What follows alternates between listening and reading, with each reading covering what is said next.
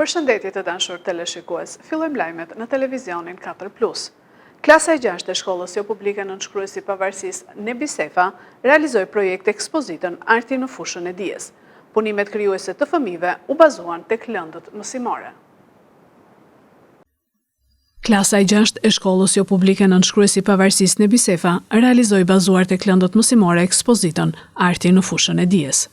Ekspozita ishte shumë interesante, pasi nxënësit në mënyrë krijuese kishin kthyer në vepra të vogla arti dijet që kishin mësuar gjatë vitit mësimor 2024-2025.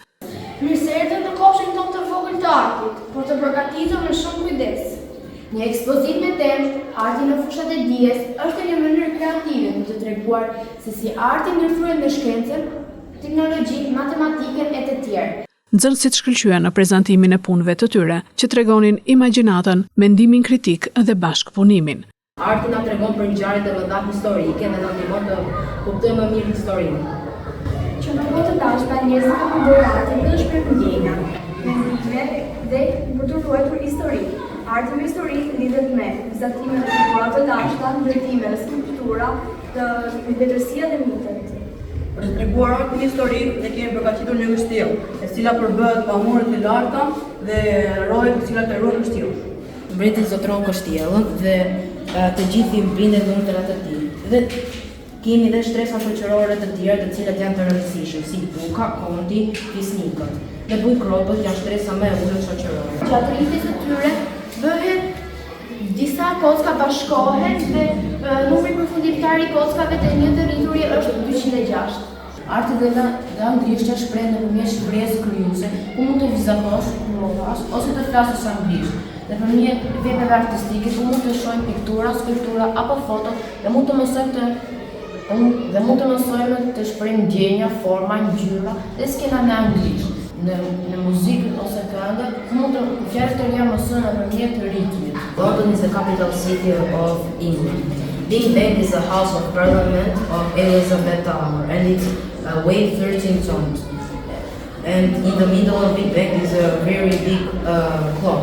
And when it's ringing it makes very big noise and all the people hear it. Non sapevo che il giorno è bianco, non sapevo che la luce accetta il cuore e fermarsi ancora prima. Mësuesja Aurora Dërka, e cila i mbështeti nxënësit gjatë gjithë projektit, falenderoi nxënësit, prindrit dhe mësuesit për bashkëpunimin në realizimin e ekspozitës. Dua t'ju falenderoj të gjithëve. Në radhë të parë fëmijët për këtë punë të bukur që na dhurua sot, me kaq javë impenjime, punë, sforcë, lodhje, mërzitje, kënaqësi të gjitha bashkë. Falenderoj ju prindër për mundësinë që na keni krijuar, për gjithë hapësirat që na kanë vënë në dispozicion, si dhe të gjithë mësuesit të çdo lënde për të gjithë mundësinë dhe hapësirat që ne ta realizojmë këtë ekspozitë sa më të bukur që fëmijët sot dhuruan dhe që ju ishit bashkërisht me ne. Faleminderit gjithëve.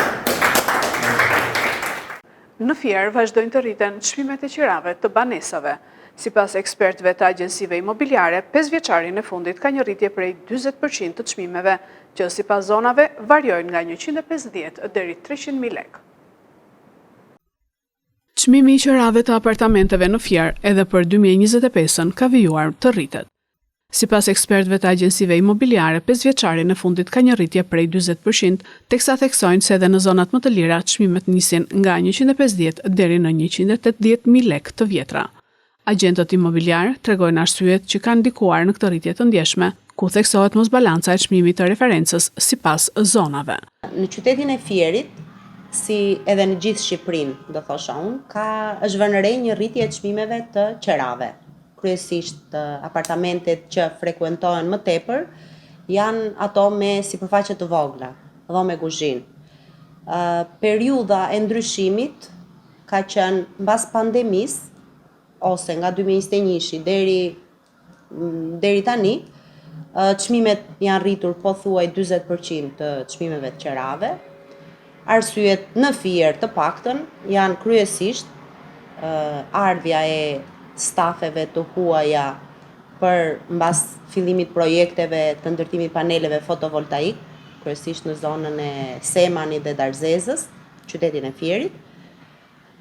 Tjetër arsye është edhe zhvendosja territoriale e çifteve të moshuar për të qenë sa më afër qendrave të banuar dhe spitalit. Të dhënat e agjensive tregojnë se për zonat kryesore si lagjet Kastriot, 15 tetori, 1 maj apo lagja Apolonia, çmimet variojnë nga 250 deri 300.000 lekë. Rritja e çmimit të qerave lidhet edhe me rritjen e kërkesës për qerafat shkurtra, veçanërisht në muajt e verës. Por rritja e çmimit të qerave të apartamenteve është kthyer në një problem shqetësues për qeramarrësit, pasi e përballojnë me vështirësi. Janë të shtrenjta, për arsye se një pjesë janë të papunë. Një pjesë me pensione nuk e përballojnë dot, dhe kështu që është e vështirë.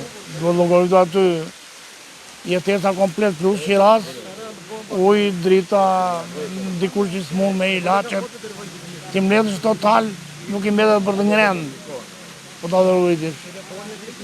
Këtu çalonin çik muhabeti, dhe thonë që do shkojnë vdet e Europës, po të pakën do të arrin, jo si ata, po stadi jetesës tjetë afërsisht me ta. Ka marrë këtu prej 5 vitesh dhe ka marrë një shtëpi me qira dhe nuk ja dalim dot me këto me punën që bëjmë dhe unë jam në shtëpi jetoj me 2 kurora.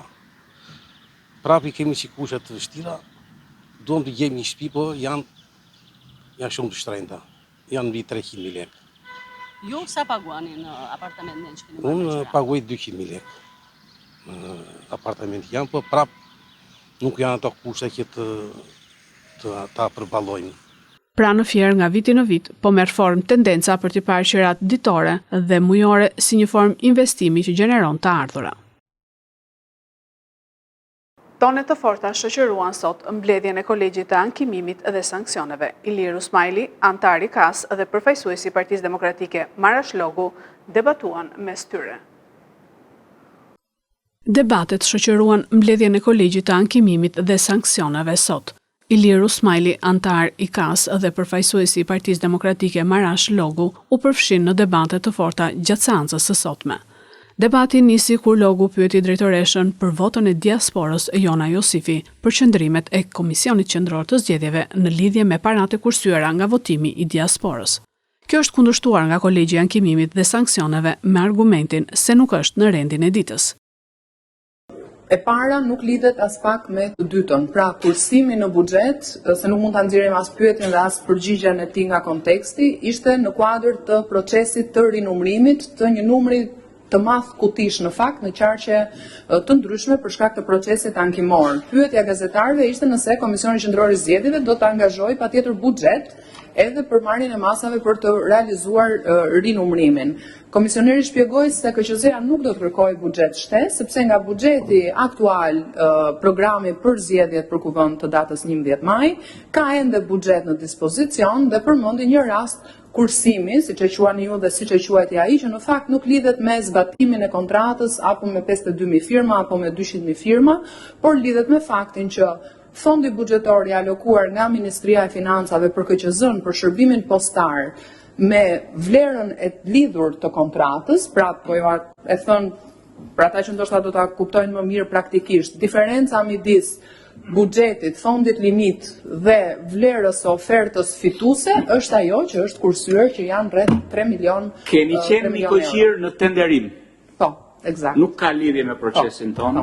Po, domethënë, a është duke bërë Komisioni Qendror i Zgjedhjeve, a mund ta konfirmoni që Komisioni Qendror i Zgjedhjeve është duke bërë vlerësim të dokumentacionit që ka paraqitur DLE-ja për raste që mungon nënshkrim ose ka vizë dhe pikë në mënyrë që ato zarfe mos paguhen me koston 37.5 euro për zarf zgjedhor? KQZ-ja do të vijojë me zbatimin e kontratës për mbushjen e detyrimeve kontraktuale sipas dispozitave të kontratës. Unë nuk mund të komentoj çështje të pagesës ose jo dhe as artikuj portalesh. Okej. Mirë. Kjo është çështje edhe një herë, kjo nuk është çështje artikuj portalesh. Kjo është objekti i kësaj seance, çështja e dispozimit të fondeve publike. Pa nervozizëm. Se çfarë është objekti i kësaj seance, përcaktojmë ne që jemi këtej dhe ata që janë andaj. Ju nuk e përcaktoni dot. E përcaktojmë edhe ne, se ne jemi pa lesh kemi stu trupën. Po mos e fik tani se mos bëj pasir tani të fikesh mikrofonin. Çfarë ke këtë? Kujton se s'tas pa mikrofon. Po lër mikrofonin tani se po flas. Kjo është çështje ka të bëjë me kursim, po ka të bëjë me çështje e integritetit procesit. Të lutem. Duhet rivendoset qetësia në sallë përpara se sa të vijojmë. Qetësia dhe komunikimi korrekt me njëri tjetrin. Këtë seancë e drejtoj unë dhe fjalën ja jap unë pjesëmarrësve. Nuk jemi në pazar, jemi në një seancë serioze të institucionit. Jo, nuk e hap mikrofonin derisa të qetësohesh, duhet të qetësohesh. Jo, po flet nga vendi pa leje. Kjo tregon nervozizëm. Duhet të qetësohesh dhe të përgatitesh mos krijosh incidente sepse nuk janë të mira për procesin.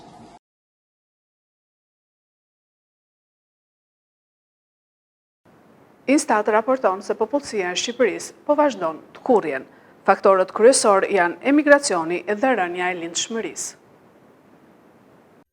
Popullsia e Shqipërisë sipas Institutit të Statistikave më 1 janar 2025 rezultoi me 2.36 milion banor, 1.2% më pak krahasuar me janarin e vitit 2024.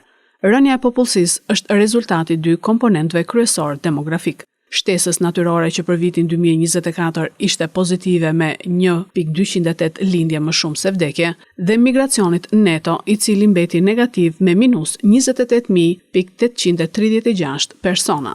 Raporti gjinor në lindje u rrit nga 106.8 në vitin 2023 në 107.8 në vitin 2024. Plakja e popullsisë është një tjetër tregues shqetësues. Mosha mesatare është rritur nga 43.5 vjeç në 2024 në 44.3 vjeç në fillim të vitit të 2025-s. Për llogaritjet e popullsisë më 1 janar 2025 tregojnë se vetëm qarku i Tiranës shënoi rritje të popullsisë krahasuar me një vit më parë me 0.2%. Uljet më të mëdha të popullsisë u shënua në qarqet Shkodër minus 2.5% dhe Kukës minus 2.3%. Tirana, Fieri dhe Elbasani kanë peshën më të lartë të popullsisë gjithsej. Më 1 janar 2025, Tirana zë rreth 32.2% të popullsisë gjithsej, duke vazhduar të jetë qarku më i populluar i vendit, ndjekur nga qarku i Fierit dhe qarku i Elbasanit me nga 9.9% dhe 9.6% përkatësisht. Izraeli ka sulmuar centralet bërthamore të Iranit dhe vrau komandantin e gardës revolucionare. Shtetet e Bashkuara të Amerikës nuk u përfshin dhe nuk ndihmuan në sulme. Izraeli nisi mëngjesin e sotëm një sulm ushtarak ajror kundër objektivave bërthamore të Iranit. Për analistët ushtarak, situata në lindjen e mesme mund të përshkallëzohet drejt një lufte me përfshirjen e disa aktorëve. Operacionit të IDF-s ju vë emri ringritja e Luanit. Për këtë emërtim, mediat shkruajnë se Izraeli u frymëzua nga një varg biblik. Generali Hossein Salami, komandanti përgjithshëm i Gardës Revolucionare Islamike të Iranit, ishte midis të vrarëve në sulme. Ai ishte një nga figurat më të fuqishme dhe me ndikim në vend. Netanyahu tha se operacioni ringritja e Luanit goditi impjantin kryesor të pasurimit të uraniumit të Iranit në Natanz. Për pozicionimin e Shteteve të Bashkuara të Amerikës në këtë konflikt, sekretari i shtetit Marco Rubio tha se nuk pati përfshirje ose ndihmë të Shteteve të Bashkuara në sulme. Sonte Izraeli ndërmori veprime të njëanshme kundër Iranit. Ne nuk jemi të përfshirë në sulme kundër Iranit dhe përparësia jon kryesore është mbrojtja e forcave amerikane në rajon, tha ai. Këto ishin lajmet tona për sot. Lajmet i gjeni dhe në internet në website-in 4plusmedia.tv. Bashkë mirupafshim.